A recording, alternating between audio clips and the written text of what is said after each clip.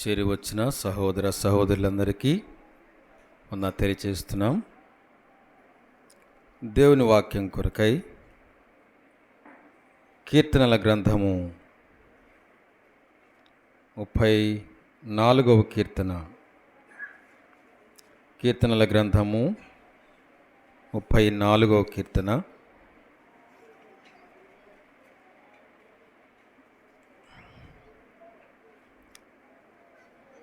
పన్నెండవ చరణం చదువుకుందాం.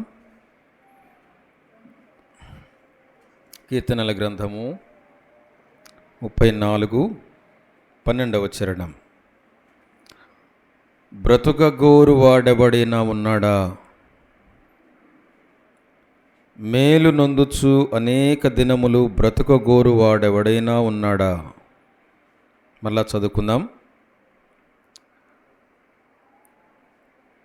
బ్రతుకగోరు వాడెవడైనా ఉన్నాడా? మేలు నొందుచు అనేక దినములు బ్రతుకగోరు వాడెవడైనా ఉన్నాడా? 90వ కీర్తన.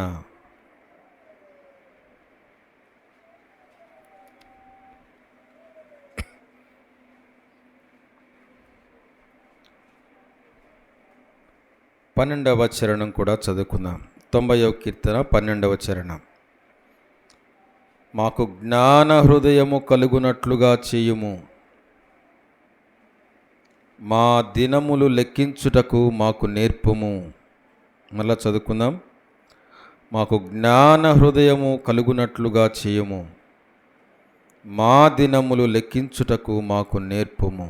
చదవబడిన లేఖన భాగము ఈ ఉదయకాలము దేవుడు మనకు పంచిపెట్టునుగాక. ప్రభునందు ప్రియులారా,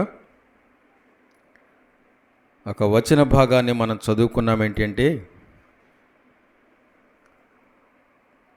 ఒక విచిత్రమైన ప్రశ్నతో ఈ ఉదయకాలము దేవుని వాక్యాన్ని ప్రారంభం చేసుకోబోతున్నాం.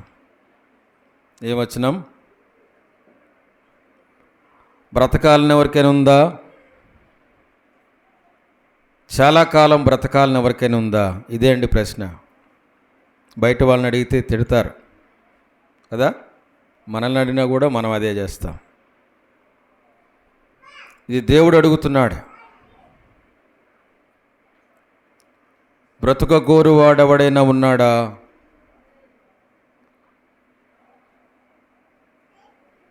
దీనన్నిటికీ సమాధానం అందరూ బ్రతకాలనే చెప్తారు. రెండో ప్రశ్న అడుగుతున్నాడు దేవుడు. ఏమని? అనేక దినములు బ్రతకగోరు వాడెవడైనా ఉన్నాడా? దీనికి కూడా అందరూ మేము కూడా సమాధానం ఒకటే అని చెప్తాం. ఇప్పుడు అసలైన ప్రశ్న వస్తుంది. మేలు నొందుచు అనేక దినాలు బ్రతకాలని ఎవరైనా ఉన్నారా? ఈ ప్రశ్న సమాధానం మన దగ్గర నుంచి రావాలి. ఏం ప్రశ్న? మేలు పొందుచు అనేక దినాలు బ్రతకడం. అనేక దినాలంటే లెక్కెంత? 90వ కీర్తనలో మోషే చేసిన ప్రార్థనలో ఆయన ఒక ప్రశ్న దేవుని అడిగాడు. ఏంటంటే, 12వ చరణంలో, మా దినములు లెక్కించుటకు మాకు నేర్పుము. మా దినాలు ఎన్నో మాకు తెలియాలి. అన్నిటికీ లోకములు లెక్కలేస్తాం, కానీ ఒక్క దగ్గర లెక్క మాత్రము ఏమాత్రం అర్థం కాదు. అది ఏ లెక్క అంటే, ఇప్పుడు మరలా ఆ వచనం చదువుకుంటే సరిపోతుంది. ఏ వచనం? ఏ లెక్క?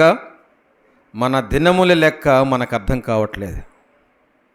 ఎన్నింటినో లెక్కించగలము, ఎన్నింటినో లెక్కించి చెప్పగలం, కానీ ఇది ఇంత అది అంత అని చెప్పగలం, కానీ మన దినముల లెక్క మాత్రము మనకు అర్థం కావట్లేదు.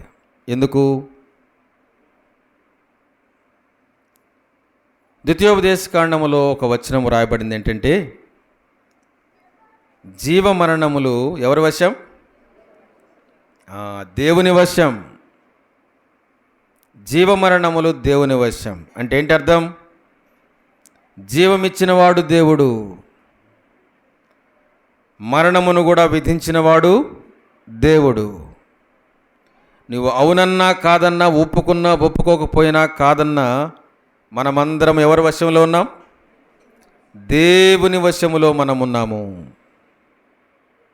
అంటే ఇప్పుడు లెక్క ఎవరికి తెలియాలి? ఒక్క దేవునికే మన లెక్క తెలుసు, కానీ మన లెక్క మనకు మాత్రము తెలియదు.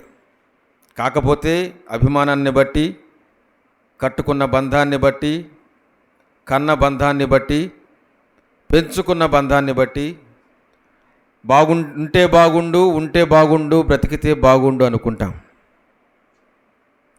కానీ దేవుడు బైబిల్ గ్రంథంలో రాయించి పెట్టాడు. 139వ కీర్తనలో కూడా, 139వ కీర్తనలో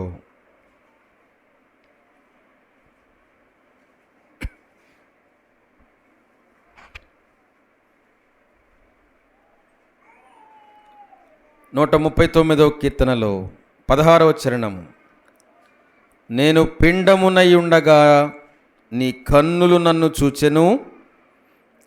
ఇప్పుడు ఏ దినాలు ఇవి? నియమింపబడిన దినములలో ఒక్కటైనా కాకమునపే నా దినములన్నీయు నీ గ్రంథములో లిఖితములాయెను. నియమింపబడిన దినములు అంటే మన ప్రతి ఒక్కరి దినములు ఎన్నో నియమింపబడ్డాయి అనేది మాత్రం వాస్తవం. ఎవరి ద్వారా నియమించబడ్డాయి? ఏ దేవుడైతే తల్లి గర్భములో పిండ రూపముగా మనలను ఏర్పాటు చేశాడో, దానికి అధికారం ఎలాగూ దేవునికి ఉన్నదో, మనలను మన తల్లి గర్భములోనే పిండముగా రూపించిన దేవుడు మన దినముల యొక్క లెక్క కూడా ఆయనే వ్రాశాడు. ఎక్కడ రాశాడు? ఆయన గ్రంథములో లిఖితమయ్యింది. నీ నా ఆయుష్కాలం ఎంతో దేవుడు రాయించి పెట్టాడు. అందుకే కొన్నిసార్లు నీ నా ప్రవర్తన దేవునికి సరిగా లేకపోయినా, నీ నా ప్రవర్తన దేవునికి సంతోషకరంగా లేకపోయినా, దేవుడు కనికరించి దీర్ఘశాంతముతో ఓపిక బట్టి సహిస్తూ అవకాశమిస్తూ సరిచేసుకుంటుందేమో అని అవకాశమిస్తూ ఇన్ని సంవత్సరాలు మన జీవితంలో ఆయుష్కాలను పొడిగించి 2024 సంవత్సరంలో మరలా ప్రవేశించడానికి అవకాశం ఇచ్చాడు.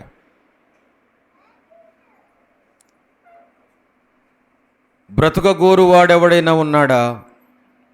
మేలు నొందుచు అనేక దినములు బ్రతుకగోరువాడెవడైనా ఉన్నాడా? ఆ దినాలెన్నో లెక్క తెలియాలంటే వల్ల కాలేదు. కానీ దేవుడు చెప్పాడు ఏంటంటే, నియమించిన దినములున్నాయి. అందుకే ఒక భక్తుడు ఇలాగూ ప్రార్థన చేశాడు. కీర్తనల గ్రంథము 119వ కీర్తనలో, కీర్తనల గ్రంథము 119 175వ చరణం చదువుకుందాం. చూడండి.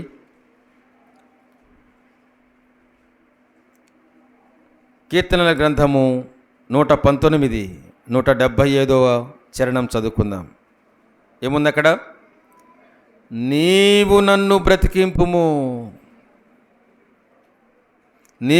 బ్రతికించుము. దేనికి బ్రతికించాలి? అప్పుడేం చేస్తాను? నేను నిన్ను స్తుతించెదను. ఈ మాట మనం గుర్తుపెట్టుకుందాం. ఈ మధ్యాహ్న కాలము మనల్ని దేవుని మనం అడగాల్సింది ఏంటంటే, నీవు నన్ను బ్రతికించుము ప్రభువా. ఎందుకు? ఈ మాట మనకంత ఇంపితంగా ఉండదు ఇప్పుడు. ఎందుకంటే హాస్పిటల్లో ఇక కొన్ని రోజులేనండి, కొన్ని గంటలేనండి అన్నవారి దగ్గరికి పోతే మనసులో నుండి, హృదయంలో నుండి, చేతుల్లో చూపిస్తూ, సైగలు చేస్తూ చెప్పే మాట ఇదే. ఏంటి? నన్ను బతికించు. ఆ చుట్టుపక్కల ఉన్నవాళ్ళు, కట్టుకున్నవారు, కన్నవారు, బంధువులు, ఆప్తులైన వారు ఏంటంటే, ఎట్లా గొట్ట చేసి నిన్ను బతికించుకుంటావు నాయన కదా. ఒట్టిదే. అడగాల్సింది ఎవరిని? దేవుణ్ణి. ఎందుకు? యెషయా గ్రంథంలో, ఇర్మీయా గ్రంథంలో మనం చదువుతాము, బ్రతికించువాడను నేనే అన్నాడు దేవుడు. బ్రతికించువాడను నేనే, మృతి నొందించువాడను కూడా నేనే. ఎందుకు? జీవము పోసినవాడు దేవుడు. విత్తనం విత్తే రైతే ఏం చేస్తాడు? పంట అంతా అయిపోయిన తర్వాత, ఆ మొలిచిన మొక్క ఫలాలు వచ్చిన తర్వాత, పువ్వులు కాసిన తర్వాత, ఫలాలు వచ్చిన తర్వాత, కోసుకున్న తర్వాత, ఆ చివరికి ఆ మొదలుని ఏం చేస్తాడు? మరలా పీకి వేస్తాడు. ఏ అధికారము? నాటిన వాడే పీకి వేస్తాడు. జీవమిచ్చిన వాడే మరలా తీసుకుంటాడు. ఒకటి గుర్తుపెట్టుకుందాము, మనం బ్రతుకుతున్నామంటే ఇది ఎవరి భిక్ష? మీరు అలసందలు తింటారో, మొక్కజొన్నలు తింటారో, జొన్నలు, రాగులు, వరిగలు ఎన్ని తింటారో తినండి కాక, నా ఆయుష్కాలం ఎవరి చేతిలో ఉంది? దేవుని చేతిలో ఉంది.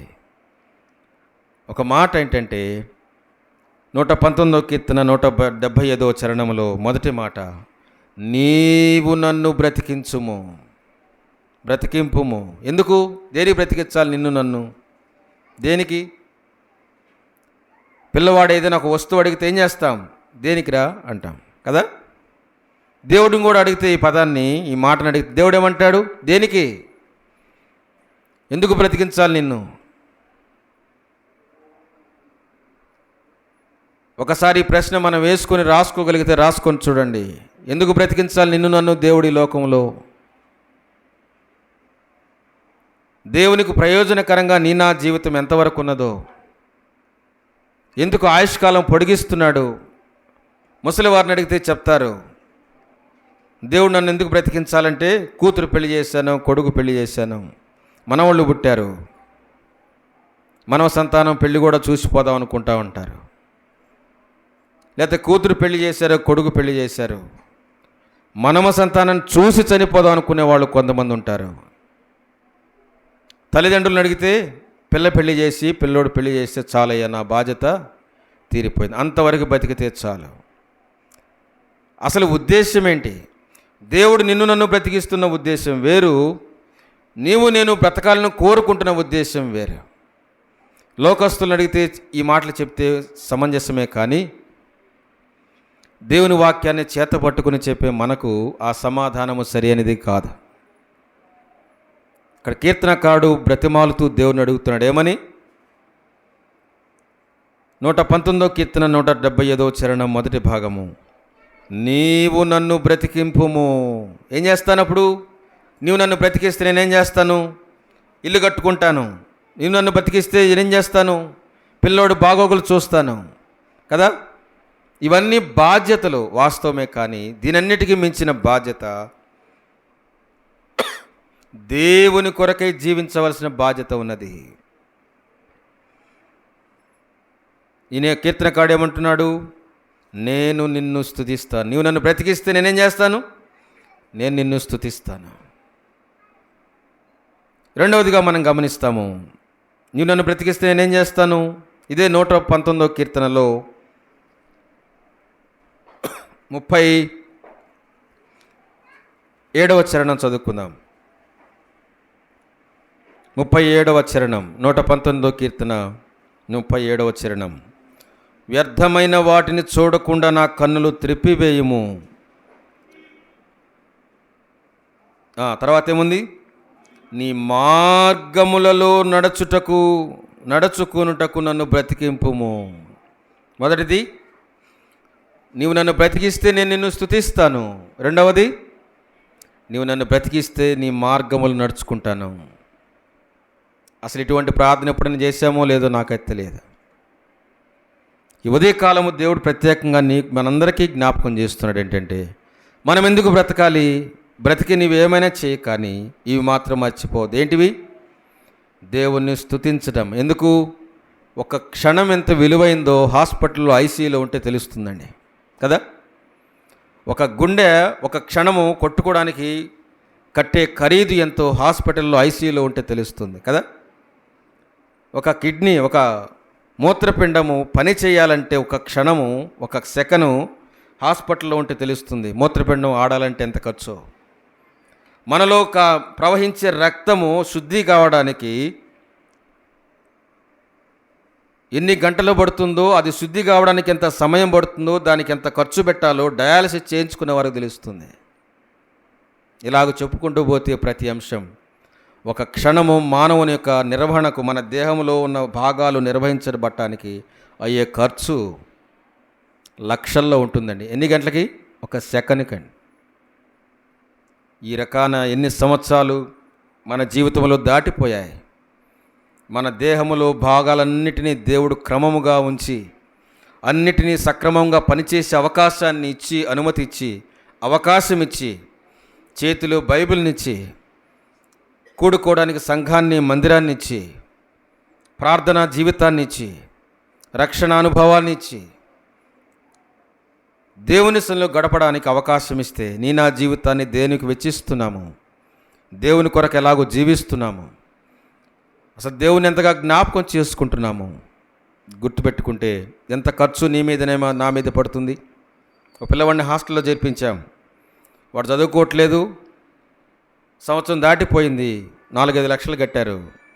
ఎంత ఖర్చు అయింది? 4-5 లక్షలు ఖర్చు అయింది సంవత్సరానికి. సంవత్సర కాలానికి కట్టారు. వాడు ఏమీ చదువుకోలేదు. నష్టమేనా? ఇప్పుడు మన దగ్గరికి వద్దాం. మనకిప్పుడు 20 నుంచి 30 నుంచి 40 నుంచి 60, 70, 80 సంవత్సరాల వయసులు ఉన్నాయి.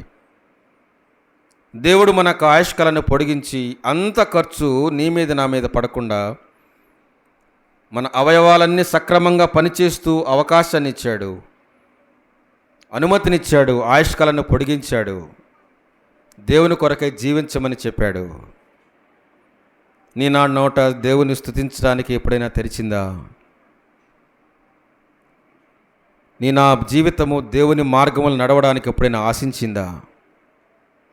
అసలు దేవుని గూర్చిన ఆలోచన మన జీవితాల్లో ఉన్నదా? ఇంతకాలము ఈ ప్రశ్న దేవుని అడగకపోతే, ఈ సమాధానం నీ నోట నా నోట రాకపోతే, ఈ ఉదయకాలం ఈ వాక్యం మనందరికీ ఏంటి? ప్రభువా నన్ను ఎందుకు బ్రతికిస్తున్నావు అని ఒక్క ప్రశ్న దేవుని అడిగితే చాలు. దేవుడే నీకు నాకు ఎన్నో బయలుపరుస్తాడు. ఒక కోరిక కోరదాం, మనస్ఫూర్తిగా ప్రార్థన చేద్దాం. ఏమని? కీర్తనలు 119, 175లో ఏముంది? నీవు నన్ను బ్రతికింపుము, నేను నిన్ను స్తుతిస్తాను. నీవు నన్ను బ్రతికింపుము, నీ మార్గములో నడుచుకుంటాను. ఈ తీర్మానం చేయగలమా? ఈ తీర్మానం మనం చేయగలమా? ఎందుకు బ్రతికించాలి నిన్ను నన్ను దేవుడు? చాలా ఉన్నాయి. క్లుప్తముగా దాటిపోతే దేవుని స్తుతించడానికి, దేవుని మార్గములలో నడుచుకోవడానికి మనల్ని దేవుడు బ్రతికిస్తాడు. ఎలాగూ బ్రతికించాలి? ఉద్దేశం ఏంటి? ఎలాగూ బ్రతికించాలి? దేని ద్వారా దేవుడు నిన్ను నన్ను బ్రతికించాలి అంటే, ఏమి లేదు నాయన, ఇల్లు కట్టుకోవడానికి డబ్బులు ఇస్తే చాలు, ఉద్యోగానికి అవకాశం ఇస్తే చాలు, డబ్బులు వస్తే, జీతం వస్తే, కూలి వస్తే చాలు, నేను బ్రతికిపోతా. ఇది లోక సామెత. కానీ దేవుని వాక్యం ఏం చెప్తుంది? ఇదే 119వ కీర్తనలో 25వ చరణం చదువుకుందాం. చూడండి, 119వ కీర్తన 25వ చరణం. ఇప్పుడేమంటున్నాడు కీర్తనకారుడు? నా ప్రాణము మంటిని హత్తుకొనుచున్నది. ఎలా బ్రతికించమని అడుగుతున్నాడు? డబ్బు అడగడం లేదు, ఆస్తి అడగడం లేదు, పొలం అడగడం లేదు, ఆరోగ్యం అడగడం లేదు, మనకున్న కుటుంబ బాధ్యతల విషయంలో అవసరాలు అడగడం లేదు. విచిత్రంగా ఏమడుగుతున్నాడు? ఎలా బ్రతికించాలంట? ఎలా బ్రతికించాలి? మనమందరం చదువుతాం ఆ మాట. ఏముంది? నీ వాక్యము చేత నన్ను బ్రతికించు, నీ వాక్యము చేత నన్ను బ్రతికించు. డబ్బు ఉంటే డబ్బు ద్వారా నా ఆశ తీర్చుకుంటాను. నీ వాక్యం ఉంటే నీ మార్గములు నడవడానికి నాకు సహాయపడుతుంది. ఏది మేలు? ఏది మేలు? డబ్బును ఉపయోగించి లోకంలో జీవిస్తూ లోక సంబంధిగానే జీవిస్తాము. వాక్యమును చేత పట్టుకుని వాక్యానుసారంగా జీవిస్తే పరసంబంధంగా జీవిస్తాము. ఏది మేలు? ఇంతకుముందు మనం చదువుకున్నాం కదా, కీర్తనలు 34:12లో. మరలా చదువుకుందాం. బ్రతుకగోరు వాడెవడైనా ఉన్నాడా? ఏం పొందుతూ? మేలు నొందుచు అనేక దినములు బ్రతుకుగోరు వాడెవడున్నాడు. ఏ మేలు? డబ్బుతో వచ్చే మేలు కొంతకాలం, వాక్యము ద్వారా ఆత్మీయంగా వచ్చే మేలు జీవితకాలము, నిత్య జీవం. అందుకే కీర్తనాకారుడు రాయించాడు, నీ వాక్యము చేత నన్ను బ్రతికించు. ఈ మాట మన్నోటప్పుడు పలకబడిందో లేదో నాకు తెలియదు, కానీ ఒకసారి హృదయపూర్వకంగా చదువుదాం, ఆ రకంగానే దేవుని అడుగుదాం. ఏమని? కీర్తన 119, 25 రెండవ భాగం. నీ వాక్యము చేత నన్ను బ్రతికింపుము, నీ వాక్యము చేత నన్ను బ్రతికింపుము. బ్రతకాలనుకుంటున్నాం, కానీ ఎలాగూ బ్రతకాలని అడగాలి దేవుణ్ణి. మొదటిదిగా నీ వాక్యము చేత నన్ను బ్రతికించుము. రెండవది చూద్దాం, చూడండి. రెండవదిగా 119వ కీర్తన 159వ చరణం. 119వ కీర్తన 159వ చరణంలో ఏముంది? యెహోవా చిత్తగించుము, నీ ఉపదేశములు నాకెంతో ప్రీతికరములు. ఏముంది? నీ కృపచేత నన్ను నీ కృప చొప్పున నన్ను బ్రతికింపుము, నీ కృప చొప్పున నన్ను బ్రతికించుము. మొదటిదిగా ఎలా బ్రతకాలని అడగాలి? నీ వాక్యము చేత నన్ను బ్రతికించు. రెండవది, నీ కృప చొప్పున నన్ను బ్రతికించు. కృప అంటే ఏంటి? అర్హత లేకపోయినా పొందడం, యోగ్యత లేకపోయినా పొందడం. అవును ప్రభువా, బలహీనతలు ఉన్నాయి. అవును ప్రభువా, నీ దృష్టికి వ్యతిరేకంగా జీవిస్తున్న జీవితం ఉంది, కానీ నీ కృప చొప్పున నన్ను బ్రతికించు. నా భక్తి చొప్పున నన్ను బ్రతికించమంటే ఒక్క క్షణం కూడా మనం బ్రతకమండి. నేను దేవుని సన్నిధిలో చేసిన పరిచర్య చొప్పున నన్ను బ్రతికించమంటే ఒక్క క్షణం బ్రతకలేం. అందుకే ఎలా బ్రతకాలి? దేవుని కృప చొప్పున నన్ను బ్రతికించు. ప్రభువా, నీ వాక్యము చేత నన్ను బ్రతికించు. రెండవది, నీ కృప చొప్పున నన్ను బ్రతికించు. మూడవదిగా రోమీలకు రాసిన పత్రిక 14వ అధ్యాయము. రోమీలకు రాసిన పత్రిక 14వ అధ్యాయము 8వ వచనం చదువుకుందాం. ఏముంది? 7 నుంచి చదువుకుందాం, చూడండి. రోమీలకు రాసిన పత్రిక 14వ అధ్యాయము 7వ వచనం. మనలో ఎవడునూ తన కోసమే బ్రతకడు, ఎవడునూ తన కోసమే చనిపోడు. మనము బ్రతికినను ప్రభువు కోసమే బ్రతుకుచున్నాము. వాస్తవమేనా? చనిపోయినను ప్రభువు కోసమే చనిపోవచ్చున్నాము. కాబట్టి ఇక్కడేముంది? మనము బ్రతికినను చనిపోయినను ప్రభువు వారమై ఉన్నాము. అలాగంటే ఎలాగ బ్రతకాలని? ప్రభువారముగా బ్రతకాలి. ఈ వచ్చిన అర్థం ఏంటి? దేవుని బిడ్డలముగా బ్రతకాలి. ఎందుకు బ్రతకాలి? దేవుని స్తుతించడానికి, దేవుని మార్గములు నడవడానికి బ్రతకాలి. ఎలాగూ బ్రతకాలి? వాక్యము చేత బ్రతకాలి, దేవుని కృప చొప్పున బ్రతకాలి, దేవుని వారముగా బ్రతకాలి. ఎలా బ్రతకాలి? దేవుని వారముగా. ఎందుకు బ్రతకాలో 2 మాటలు చదువుకున్నాము. ఎలాగో బ్రతకాలో 3 మాటలు మనం చదువుకున్నాము. అలాగే దాని యొక్క సాక్ష్యం ఇదే 119వ కీర్తనలో కీర్తనకారుడు 50వ చరణములు ఇలాగ రాశాడు. చదువుదాం, చూడండి. కీర్తనల గ్రంథము 119, 50లో ఈ మాట ఉంది. సాక్ష్యం ఇస్తున్నాడు. నీ వాక్యం చేత బ్రతికించమన్నాడు కదా. ఇప్పుడేమైంది? సాక్ష్యం ఇస్తున్నాడు. ముందు ప్రార్థన చేశాడు, ఇప్పుడు సాక్ష్యం ఇస్తున్నాడు. అనుభవపూర్వకమైన సాక్ష్యం ఏంటి? పాట పాడుకుంటాం కదా, ఆ వచనం ఎక్కడుంది? నీ వాక్యమే నన్ను బ్రతికించి నన్ను పాట పాడుకుంటాం కదా, ఈ వచనం నుండే పాట పాడుకుంటూ ఉంటాం. 119వ కీర్తన 50వ చరణములో మనం చూస్తాము. నీ వాక్యము నన్ను బ్రతికించి ఉన్నది. ముందు కోరాడు, ఇప్పుడు సాక్ష్యం ఇస్తున్నాడు. ఏమని? నీ వాక్యము చేత నన్ను బ్రతికించు అని కోరాడు. ఇప్పుడేమంటున్నాడు? నీ వాక్యమే నన్ను బ్రతికించింది కదండి. ఇది సాక్ష్యం.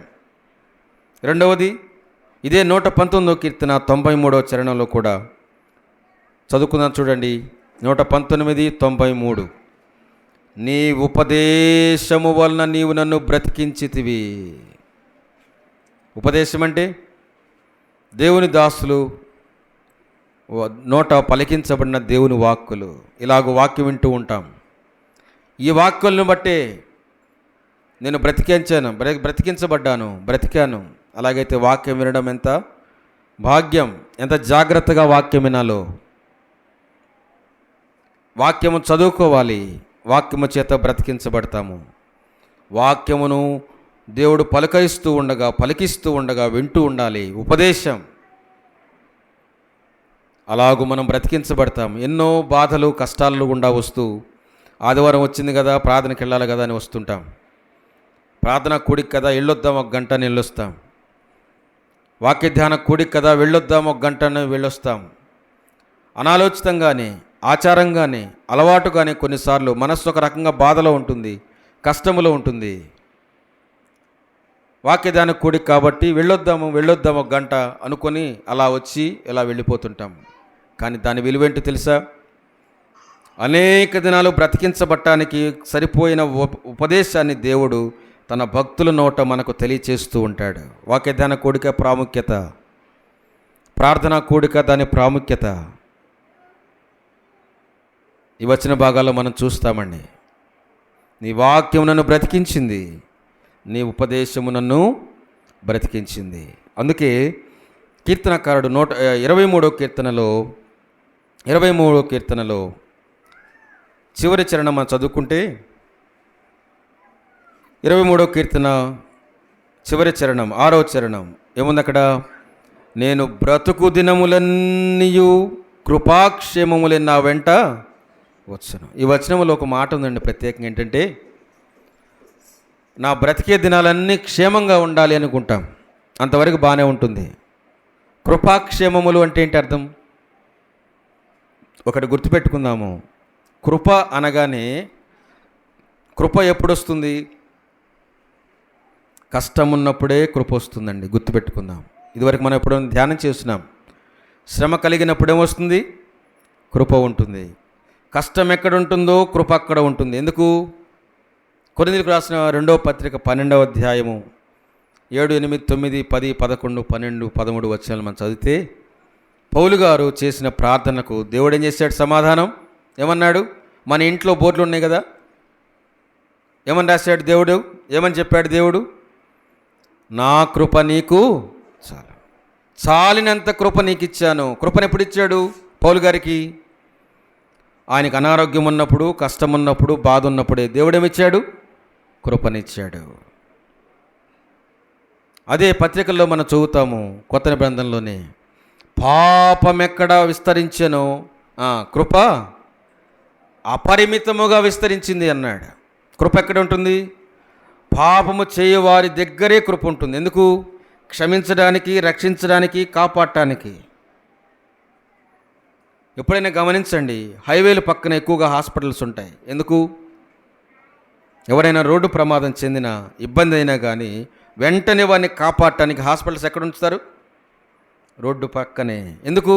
సిద్ధంగా హాస్పిటల్స్ ఎందుకు అంటే, ఎవరినైనా కానీ గాయపడితే వారిని వెంటనే కాపాడటానికి. ఇప్పుడు మనం అర్థం చేసుకుందాం. కృప ఎప్పుడు ఎక్కడ ఉంటుంది? కష్టములున్న చోటే కృప ఉంటుంది, శ్రమ ఉన్న చోట కృప ఉంటుంది, పాపమున్న చోట కృప ఉంటుంది. దేనికి? పాపం చేసేవాళ్ళని చెయ్యి అని చెప్పడానికి కాదు. చేసేవాడు ఎప్పుడైనా దెబ్బతిని నష్టపోయి ఇక చివరి క్షణంలో ప్రభువా నన్ను క్షమించమంటే క్షమించడానికి సిద్ధంగా కృప కాపాడుతుంది, సహాయం చేస్తుంది, వాని జీవితాన్ని, జీవిత గమ్యాన్ని మార్చివేస్తుంది. అందుకే దేవుడు ఇలాగ రాయించాడు, పాపం ఎక్కడ విస్తరించెనో అక్కడేమైంది? కృప పాపము కంటే అపరిమితముగా, లెక్కలేనంతగా అపరిమితంగా, ఇక మరలా పాపం వచ్చి ఆ మనిషిని దాసునిగా చేసుకొని, వీడు నావాడు, నా పాపములో వాడు మునిగి తేలుతున్నాడు, వాడిని కాపాడటానికి వీలు లేదు అన్నా కానీ దానికంటే మించిన కృప వాడిని రక్షించడానికి, బయటకు తీసుకురావడానికి ఎక్కువ బలాన్ని ఉపయోగించి బయటకు తీసుకువచ్చేదే కృప. అందుకే ఎఫెసీయులకు రాసిన పత్రికలో 2వ అధ్యాయంలో దేవుడు రాయించాడు, మీరు కృపచేతనే ఏమయ్యారు? రక్షించబడ్డారు. చాలాసార్లు చదువుకుంటాం, కానీ ఈ వచనం అర్థం కావాలంటే ఇంతగా తిప్పుకుంటే ఈ వచనం ఇప్పుడు అర్థమవుతుంది. దేనివల్ల రక్షించబడ్డాం? కృపచేతనే. పాపము మన మీద అధికారం చూపిస్తూ ఉంటుంది. ఒక తాగుబోతూ ఉన్నాడు, ఎప్పుడు తాగుతూ ఉంటాడు, అప్పు చేశాడు, కానీ వీడు ఇస్తున్నాడు, ఎందుకంటే ఇల్లు తాకట్టు పెట్టించాడు, ఇంకా ఏవేవో తాకట్టు పెట్టించాడు. వాడిని విడిపించాలంటే ఏం చేయాలి? దానికి అతను తీసుకున్న దానికి ప్లస్ కట్టకుండా ఇంతకాలం తాగిన దానికి వడ్డీతో సహా ఎక్కువ కట్టాలి. తాగింది ఇంత 100 రూపాయలు అయితే 150 రూపాయలు వడ్డీతో సహా కట్టి వాడిని విడిపించాలి. అందుకే దేవుడు కలువరి సిలువలో నీ కొరకే నా కొరకే ప్రాణం పెట్టి చెల్లించలేనంత విలువను చెల్లించి కృపచేత మనల్ని రక్షించుకున్నాడు.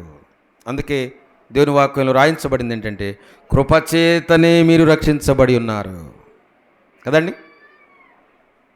ఇప్పుడు మనం చదువుకుందాము. ఈ వచనం ఇప్పుడు బాగా అర్థమవుతుంది. 23వ కీర్తన 6వ చరణంలో, నా బ్రతుకు దినములన్నయు ఏమొస్తాయి? కృపాక్షేమములు. కృపాక్షేమములు అంటే, క్షేమం అంటే సంతోషము, సమాధానం. మనకు అన్నీ బాగానే ఉంటాయి. అన్నీ అనుకున్నట్టు జరిగితే క్షేమం అనుకుంటాం. కానీ కృపాక్షేమం అంటే ఏదైనా ఇబ్బంది వచ్చినా కానీ క్షేమకాలము క్షేమం ఉంటుంది, కష్టకాలంలో కృప ఉంటుంది. ఇప్పుడు చదువుదాము. కృపాక్షేమములు నా వెంట రావాలని ధైర్యంగా చెప్పాలి. ఎందుకు? కృప అన్నప్పుడెల్లా కష్టం వెంబడే కృప ఉంటుంది. కష్టములో గుండా వెళుతూ కృపణ ద్వారా మనము కాపాడబడుతూ ఉంటాం. వర్షం వచ్చిన రోజు ఎప్పుడు బయటికి వెళ్ళలేదా? చెప్పండి. వర్షం వచ్చినా కానీ బయట తిరిగాము. ఎప్పుడు? గొడుగేసుకొని. గొడుగే కృప. పిల్లవాడిని స్కూల్కి పంపాలి, రెయిన్ కోట్ వేసి పంపిస్తాం. రెయిన్ కోటే కృప. వర్షము ఆగదు, అలాగని నా చదువు పని ఆగదు. రెండు జరిగిపోతాయి. ఎలాగూ? వర్షముల్లోనే పిల్లవాడు స్కూల్కి వెళ్తాడు, వర్షముల్లోనే మనము పనికి వెళ్తాము. దేన్ని బట్టి? రెయిన్ కోట్ వేసుకొనో గొడుగు వేసుకొనో వెళ్తాం. తడవకుండానే వెళ్తాం. వర్షం ఆగదు, కానీ వర్షంలో తడవకుండా మనము మన యాత్రను కొనసాగించాలి. పాపము దాని ప్రభావము మన లోకములో బ్రతుకున్నంతకాలము ఆగదు, కానీ పాపము నుండి తప్పించబడి ముందుకు సాగడానికి ఈ కృప మనకు సహాయము చేస్తుంది. కష్టము కూడా ఆగదు, ఇబ్బంది ఆగదు, శ్రమ ఆగదు. ఈ లోకంలో బ్రతుకున్నంతకాలము ఈ శ్రమ, కష్టాలు, బాధలు వస్తూనే ఉంటాయి. కానీ ఎలాగూ సాగాలి? కృప ద్వారా సాగాలి. ఈ వచనము మనస్ఫూర్తిగా చెప్పుకోగలిగితే కష్టం వచ్చినా పర్లేదు, దేవుని కృప ఉంటుందని సంతోషపడితే మంచిదే. కానీ కృప అంటే కష్టం ఉంటేనే కృప ఉంటుంది కాబోలండి, కృప అని మనం పలకలేం. కానీ 23వ కీర్తన అంత సులభంగా రాయలేదండి. ఏమన్నాడు? మొదటి నుండి మనం గమనిస్తే 2వ చరణంలో, 23వ కీర్తన 2వ చరణంలో, పచ్చిక గల చోట్లు, శాంతికరమైన జలములు అంటే ఏంటివి? క్షేమకరమైన దినాలు. తర్వాత ఏముంది? గాఢాంధకారపు లోయలు, అపాయము. అప్పుడేముంది? కృప ఉంది.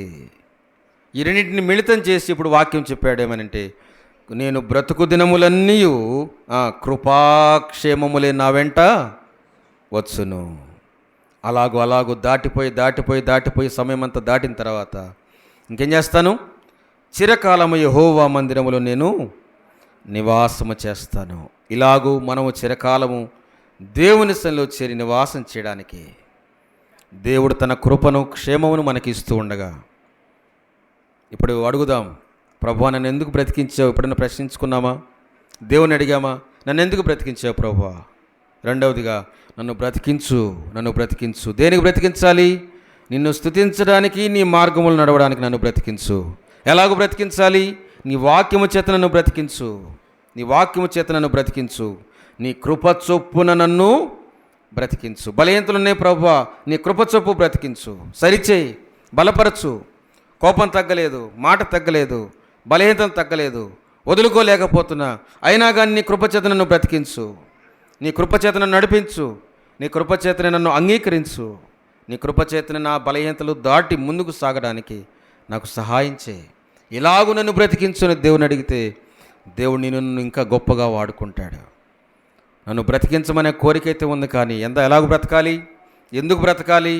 ఎవరి కోసం బ్రతకాలి? దేవుడు జ్ఞాపకం చేస్తున్నాడు. అందుకే ఇదే రోమీలకు రాసిన పత్రిక 14:8 మనం చదువుకున్నాము. ఏంటంటే, ప్రభువు కోసమే బ్రతుకుచున్నాము కదా, ప్రభువు వారమై ఉన్నాము. కాబట్టి ఏం చేయాలి? ఏమని అడగాలి? ఏమని చెప్పుకోవాలి? బ్రతకాలంటే ఎలాగని చెప్పుకోవాలి? యాకోబు పత్రికలో 4వ అధ్యాయము 15వ వచనంలో ఇలాగో రాయబడింది.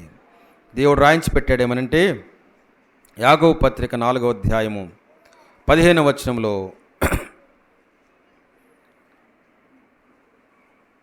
13 చదువుకుందామండి. మనకు సహాయకరంగా 13 చదువుకుందాం. యాకోబు పత్రిక 4వ అధ్యాయం 13 నుండి చదివితే, నేడైనను రేపైనను ఒకానొక పట్టణమునకు వెళ్ళి అక్కడ 1 సంవత్సరం ఉండి వ్యాపారము చేసి లాభము సంపాదింతమురని చెప్పుకొని వారలారా, రేపేమి సంభవించునో మీకు తెలియదు. మీ జీవమే పాటిది. మీరు కొంతసేపు కనబడి అంతలో మాయమైపోవు ఆవిరి వంటి వారే కనుక ఇప్పుడేం చేయాలి? ఏం చేయాలి? ప్రభువు చిత్తమైతే మనము బ్రతికి ఉండి ఇది అది చేతమని చెప్పుకొనవలెను కదండి. ఎవరి చిత్తమైతే మనం బ్రతుకుతాము? ఎవరికి ఇష్టమైతే బ్రతుకుతాం? ప్రభువు చిత్తమైతేనే మనం బ్రతుకుతాము. దానికి సహాయంగా బలమైన కారణం ఏంటి? 139వ కీర్తన మనం చదువుకున్నాము. ఏమని? మన దినములు నియమింపబడిన దినములు అనే గ్రంథములో రాశాడు. ఆయన ఇష్ట ప్రకారంగా రాశాడు. నీ నా ఆయుష్కాలమును దేవుడు నిర్ణయించి పెట్టాడు. అందుకే చెప్పే ఆ దినములు నియమింపబడిన దినములు మనం బ్రతకాలి అంటే, దేవుని కొరకై జీవించాలంటే ఎలా ఏం చేయాలి? ఏమని అడగాలి? ఏమని చెప్పాలి? ప్రభువు చిత్తమైతే మనము బ్రతికి ఉండి ఇది అది చేయాలని మనం అనుకోవాలి. కానీ నేను తినే ఆహారం మార్చేశాను, నేను తీసుకునే ఆహారం మార్చేశాను, దేహానికి కావాల్సిన కష్టాన్ని నేను ఇస్తున్నాను, నాకున్న ఆరోగ్యం ఇబ్బంది లేదు, ఢోకా లేదనుకొని గర్విస్తే, దేవుణ్ణి మరిచిపోతే, దేవునికి దూరంగా జీవిస్తే విపరీతమైన కష్టానికి నష్టానికి పాలవలసి వస్తుంది. మనం బ్రతికున్నామంటే ఎవరి వలన బ్రతికున్నాం? దేవుని వల్లనే బ్రతుకున్నాము. ఈ బ్రతుకును గూర్చి ఇలాగూ మన సాక్ష్యం ఉండాలి. 5 రకాలుగా మన సాక్ష్యం ఉండాలని మనం చదువుకున్నాం. ఏ సాక్ష్యము? నీ వాక్యము నన్ను బ్రతికించింది. ఈ సాక్ష్యం నీ నా నోట ఉండాలి. ఈ డబ్బు లేకపోతే ఏమైపోయేవాళ్ళం, ఆ పొలం లేకపోతే ఆ పరిస్థితుల్లో ఏమైపోయేవాళ్ళం కాదు. ఈ దేవుడు నాకు లేకపోతే నేనేమైపోయేవాడిని, ఈ దేవుని వాక్యం లేకపోతే నేనేమైపోయేదాన్ని. ఈ సాక్ష్యం నీ నా నోట ఉండాలి.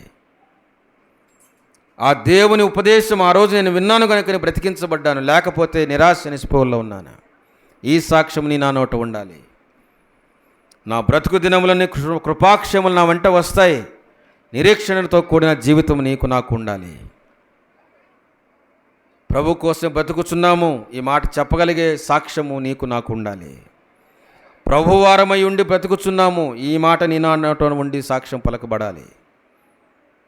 5వదిగా ప్రభు చిత్తమైతే నే చేసి అది చేస్తాం ఇది చేస్తామని చెప్పుకునే వారంగా ఉండాలి. ఇలాగ మన సాక్ష్యం ఉండాలి. పౌలు గారు కూడా చెప్పాడు తన సాక్ష్యం ఏంటంటే, ఫిలిప్పీలకు రాసిన పత్రిక 1వ అధ్యాయం 19వ వచనములో, ఫిలిప్పీలకు రాసిన పత్రిక 1వ అధ్యాయము 19వ వచనములో తన బ్రతుకును గూర్చి చెప్పాడు. ఎలాగుండాలని? 1వ అధ్యాయము 19వ వచనం, మరియు నేను ఏ విషయంలోనూ సిగ్గుపడక ఎప్పటి వలనే ఇప్పుడును పూర్ణ ధైర్యముతో బోధించుట వలన ఏముంది? నా బ్రతుకు మూలముగానైనను సరే, సావు మూలముగానైనను సరే, క్రీస్తు నా శరీరమందు ఘనపరచబడునని. కదండి, మన బ్రతుకులో ఎవరికి గొప్ప రావాలి? మన బ్రతుకులో ఎవరికి గొప్ప రావాలి? ఎవరు ఘనపరచబడాలి? దేవుడు ఘనపరచబడాలి. మన బ్రతుకులో దేవుడు ఘనపరచబడాలి. ఫిలిప్పీలకు రాసిన పత్రిక 1వ అధ్యాయము 19వ వచనములో, నా శరీరమందు క్రీస్తు ఘనపరచబడాలి. ఇలాంటి బ్రతుకు పౌలు గారు కలిగి ఉండి చెప్పాడు. అలాంటి బ్రతుకు మనకు కూడా ఉండాలని ఆశపడాలి. అందుకే ఒక మాటతో తేల్చిపడేసాడు. ఏంటంటే 23వ వచనంలో, 21వ వచనంలో, నా మట్టుకైతే బ్రతకంటం అంటే ఏంటి? క్రీస్తే. బ్రతకడం అంటే క్రీస్తే. క్రీస్తు నాలో లేకపోతే చావే అంటే అర్థం అదే. క్రీస్తు నాలో ఉంటేనే నేను బతికినట్టు, క్రీస్తు నాలో లేకపోతే చావే. అలాగైతే ఎలాగో బ్రతకాలి? పౌలు గారి సాక్ష్యం, క్రీస్తే నా బ్రతుకు, నా జీవితం. అలాగైతే ఇలాంటి సాక్ష్యము నీ నాన్న ఉండాలి. ఇది పౌలు గారి యొక్క సాక్ష్యం. దేవుడు ఎవరిని బ్రతికిస్తాడు? నువ్వు అడగగానే బ్రతికిచ్చేస్తాడా? నువ్వు అడిగిన దాన్ని బట్టి దేవుడు బ్రతికినిస్తున్నాడా? ఎవరిని బ్రతికినిస్తాడు దేవుడు? చూద్దాం చూడండి 41వ కీర్తన 1-2 చరణాలు చదువుకుందాం. 41వ కీర్తన మొదటి 2 వచనాలు చరణాలు మనం చదువుకుందాం. చూడండి, 41 మొదటి 2 చరణాలు చదువుకుందాం. బీదలను కటాక్షించువాడు ధన్యుడు, ఆపత్కాలమందు యెహోవా వానిని తప్పించును. యెహోవా వానిని కాపాడి బ్రతికించును. ఎవరిని బ్రతికిస్తాడు? ఎవరిని బ్రతికిస్తాడు? ఇతరులు బ్రతకడానికి నేను సహాయం చేస్తే దేవుడు నిన్ను నన్ను బ్రతికించడానికి కూడా ఇష్టపడతాడు. బీదల విషయంలో, అక్కర కలిగిన వారి విషయంలో ఉన్నంతలో ఒక భాగము, కొంత భాగము దేవునికి ఇవ్వడం మొదటిది. ఉన్నంతలోనే, మనకున్నంతలోనే మరికొంత భాగము లేని వారికి, అవసరతలో ఉన్న వారికి ఇవ్వడం కూడా బాధ్యత ఉన్నది. విశ్వాసులంగా వారిని దేవుడు బ్రతికిస్తాడు అని చెప్పాడు కదండి. రెండవదిగా మనం గమనిస్తాము, దేవుడు ఎవరిని బ్రతికిస్తాడు? యెహెజ్కేలు గ్రంథం 33వ అధ్యాయం. యెహెజ్కేలు గ్రంథం 33వ అధ్యాయము 15వ వచనం చదువుకుందామండి. యెహెజ్కేలు గ్రంథం 33వ అధ్యాయము 15వ వచనం, 16వ వచనం, 19వ వచనం. ఈ మాట మనం అందరం గమనిద్దాం. చూడండి, తాను దొంగిలిన దానిని మరలా ఇచ్చివేసి పాపము జరిగింపకయుండి జీవాధారములకు కట్టడలను అనుసరించిన ఎడల అతడు మరణము నొందక ఎలా బ్రతుకుతాడు? అవశ్యముగా బ్రతుకును. ఈ వచనం అర్థం కావాలంటే, పాపమును అనుసరించడం మానివేసి దేవుని వాక్యాన్ని అనుసరించడం ప్రారంభం చేస్తే వారిని దేవుడు అవశ్యముగా తప్పకుండా బ్రతికిస్తాడు. రెండవది ఏమన్నాడు అక్కడ? ఎవరిని బ్రతికిస్తాడు? 16వ వచనం, అతడు చేసిన పాపములలో ఏది అతని విషయమై జ్ఞాపకము తేబడదు. అతడు నీతి న్యాయములను అనుసరించిన గనుక నిశ్చయముగా అతడు బ్రతుకును. పాపమును విడిచిపెడితే బ్రతికిపడతాడు. దేవుని నీతి న్యాయమును అనుసరిస్తే బ్రతికించబడతాడు. 19వ వచనంలో, దుర్మార్గుడు తన దుర్మార్గతను విడిచి నీతి న్యాయములను అనుసరించిన వాటిని బట్టి అతడు బ్రతుకును. నేను ఇలాగే ఉంటాను, నన్ను బ్రతికించు, నేను ఇలాగే ఉంటాను బ్రతికించమంటే దేవుడు బ్రతికించాడండి. నీ జీవితంలో, నా జీవితంలో మార్పు కోరి చెడు విషయంలో, పాపముల విషయంలో పశ్చాత్తాపముతో దేవుని వైపు చూస్తూ ఈ పాపను విడిచిపెడతాను, ఈ బలహీనతను విడిచిపెడతాను, నీకు వేరుగా ఉన్నది, విరోధంగా ఉన్నదాన్ని విడిచిపెడతాను, నన్ను బ్రతికించమంటే వారిని ఏం చేస్తాడు? దేవుడు బ్రతికిస్తాను అన్నాడు. అలాగైతే మరలా చదువుకుందాము. 34 కీర్తన 12వ చరణం ఏమని? బ్రతుకగోరువాడెవడైనా ఉన్నాడా? అనేక దినములు బ్రతుకగోరువాడెవడైనా ఉన్నాడా? మేలు నొందుచు అనేక దినములు బ్రతుకగోరువాడెవడైనా ఉన్నాడా? నీ మేలు పొందాలంటే, నిజమైన మేలు పొందాలంటే పాపముల విషయంలో పశ్చాత్తాపం పొందాలి, పాపక్షమాపణ పొందాలి. అప్పుడు మన ప్రార్థన ఎలాగుంటుందో తెలుసా? ఇదే 119వ కీర్తన 154వ చరణంలో ఇలాగ వ్రాయబడింది. మన ప్రార్థన ఎలాగుంటుంది? మన జీవితం సరిచేయబడుతూ ఉందని అర్థమైపోతే మన ప్రార్థన ఎలాగుంటుంది? 119వ కీర్తన 154వ చరణం చదువు. చూడండి ఏముంది అక్కడ? నా పక్షమున వ్యాజ్యమాడి నన్ను విమోపించుము, నీవిచ్చిన మాట చొప్పున నన్ను బ్రతికింపుము. ఏమని? ఏ మాట ఇచ్చాడు దేవుడు? పాపమును విడిచిపెడితే బ్రతికిస్తానన్నాడు, నీతి న్యాయములు అనుసరిస్తే బ్రతికిస్తానన్నాడు, పాపమును విడిచిపెట్టి దేవుని వెంబడిస్తే బ్రతికిస్తానన్నాడు. ఇప్పుడు ప్రార్థన చేద్దాం. ప్రభువా, నీవిచ్చిన మాట చొప్పున నన్ను బ్రతికించు. నేను పాపను విడిచిపెడతాను, చెడు మార్గను విడిచిపెడతాను, నీ దృష్టికి వేరుకరంగా విరోధంగా ఉన్నదాన్ని విడిచిపెడతాను. అయితే నీవిచ్చిన మాట చొప్పున నన్ను బ్రతికించమని ప్రార్థన చేస్తే దేవుడు నిన్ను నన్ను బ్రతికిస్తాడు. కానీ ఈ బ్రతుకు ఎటువంటి బ్రతుకు? ఈ లోకంలో బ్రతుకు కాదండి. మనం అందరం బ్రతికించబట్టమంటే ఈ లోకంలో ఉంచబడిన ఆయుష్కాలమును కూడిన బ్రతుకు అనుకుంటాం. కాదు. ఏ బ్రతుకిది? 49వ కీర్తన 8వ చరణం. ఈ బ్రతుకు ఎటువంటి బ్రతుకు? 49వ కీర్తన 8వ చరణం. ఏ బ్రతుకిది? చదువుదాం చూడండి. కుళ్ళు చూడక ఏముంది, నిత్యము బ్రతికించబడినట్లు. నిత్యము బ్రతికే బ్రతికేది, చనిపోయే బ్రతుకు కాదు, మరణముతో ముగించబడే బ్రతుకు కాదు. ఇది నిత్యము బ్రతికే బ్రతుకు, నిత్యము దేవుని సన్నిధిలో ఉండే బ్రతుకు. అందుకే దేవుని సన్నిధిలో అక్కడేముంది, 49:8 వాడు 7ను చదువుకుందాం చూడండి. ఎవడును ఏ విధము చేతనైనను తన సహోదరుని విమోచింపలేడు, వాడు కుళ్ళు చూడక నిత్యము బ్రతుకున్నట్లు. నిత్యము బ్రతుకున్నట్లు ఏం చేయాలి? వాని నిమిత్తము దేవుని సన్నిధిలో ప్రాయశ్చిత్తం జరగాలి. జరిగించబడిన వాడు బ్రతుకుతాడు. పాపముల విషయంలో ప్రాయశ్చిత్తం పొందినవాడు నిత్యము బ్రతుకుతాడు. ఆ ప్రాయశ్చిత్తము నేను పొందడానికి యేసుక్రీస్తు ప్రభువారు కలువల సెలవులో 3 మేకుల మీద వేలాడబడ్డాడు, మరణించాడు, తిరిగి లేచాడు, పరలోకానికి వెళ్ళాడు. వెళ్ళబోతూ చెప్పాడు, ఈ సువార్త ప్రకటించండి, నమ్మిన వారు రక్షించబడతారు, నమ్మని వారికి శిక్ష అనుభవిస్తారు, చెప్పండి అన్నాడు. ఆ వార్తను మీకు జ్ఞాపకం చేస్తున్నాము. నీవు నిత్యం బ్రతకాలని కోరిక ఉందా? మేలు నొందుచు అనేక దినములు అన్నామే. అనేక దినాలు? 70 సంవత్సరాలు 80 సంవత్సరాలు అని కాదు. అనేక దినాలంటే నిత్యత్వంతో కూడిన బ్రతుకు, అది అనేక దినాలంటే. ఒక దినములు లెక్క ఉండదు, అక్కడ సంవత్సరాలు లెక్క ఉండదు. యుగాయుగములు. దేవుణ్ణి ఎప్పుడైనా కానీ మనం జ్ఞాపకం చేసుకుంటే ఆయనకేముంటాయి? దినములు రాయబడవు, సంవత్సరాలు రాయబడవు. సంవత్సరాలు రాసినప్పుడు కీర్తన అక్కడ ఒక మాట రాశాడు, ఏంటంటే నీ సంవత్సరములకు మితి లేదు అన్నాడు. సంవత్సరాలు లెక్కే రావు. ఇప్పుడు అనాబేడ ఎవరిని లెక్కేస్తారా? 500 రూపాయల నోటు వచ్చిన తర్వాత అనాబేడలు వచ్చినాయా చూస్తామా? లెక్కకు రావు. పావలాలే లెక్కకు లేవు, ₹10 లెక్కకు లేదు, రూపాయి బిళ్ళే కనబట్టం లేదు. ఎందుకు? 500 నోటు వచ్చింది, 2000 నోటు వచ్చింది, ఇంక ఇవి లెక్కకు రావు. దేవుని కాలమును జ్ఞాపకం చేసుకుంటే గడియలు, గంటలు, దినాలు, సంవత్సరాలకు లెక్కకు రావు. యుగాయుగములు. అదే నిత్యత్వం. అందుకే చెప్పాడు, నిత్యము బ్రతుకున్నట్లంటే పాపమునకు ప్రాయశ్చిత్తం పొందినవాడు నిత్యత్వంలో ఉంటాడు.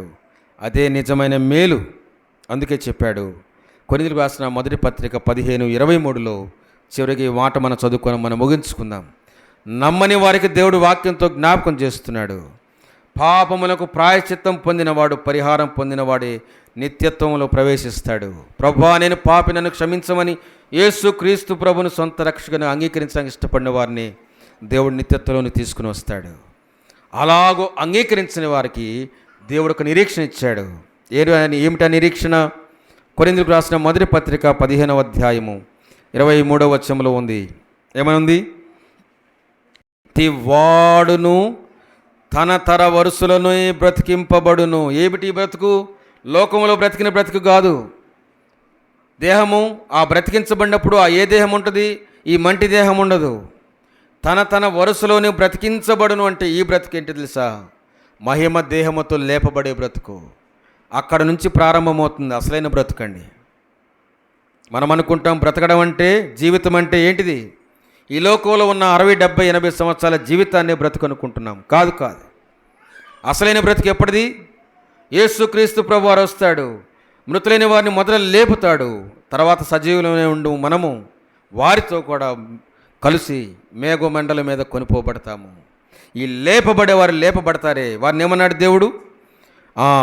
తన వరుసలోనే బ్రతికించబడతారు. ఎలాగూ? మట్టి దేహంతో కాదు, మహిమ దేహంతో లేపబడతారు. దాని దేవుడు ఏమన్నాడు? బ్రతికించబట్టడం అన్నాడు. అలాగేమన్నాడు? ప్రథమ ఫలము క్రీస్తు, తరువాత క్రీస్తు వచ్చినప్పుడు ఆయన వారు బ్రతికింపబడుదురు కదండి. ఆయన వారు బ్రతికింపబడుదురు. ఇదే బ్రతుకు. ఈ లోకంలో శరీరంతో బ్రతికే బ్రతుకు కాదు, మహిమ దేహముతో నిత్యత్వములో ఉండే బ్రతుకు. అదే నిత్యమైన మేలు, నిజమైన మేలు.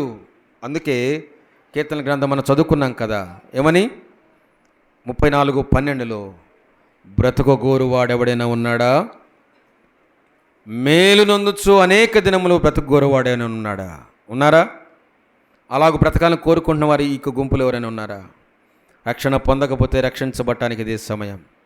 రక్షించబడిన వారికి మనకొక గొప్ప నిరీక్షణ ఉన్నది. మనము ప్రభువైన యేసుక్రీస్తు వారు మరలా వచ్చినప్పుడు మనము మరలా తిరిగి లేపబడతాము. దాన్ని బ్రతికించబట్టమని దేవుడు గ్రంథంలో రాయించాడు. మనము మరలా తన వరుసలో మన వరుసలను బ్రతికించబడతాము. ఆయన వారముగా బ్రతికించబడతాము. కాబట్టి రక్షణ పొందని వారు ఆలోచన చేయండి.